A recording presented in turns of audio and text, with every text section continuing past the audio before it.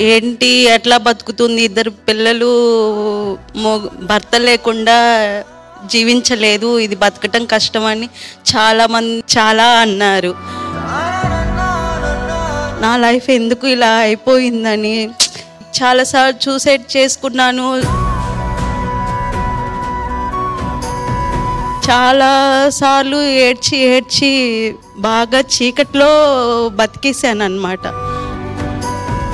చిన్న వయసులో అంటే ఏ వయసులో పెళ్ళయింది మీకు? 14 ఏళ్ళకి చేశారండి.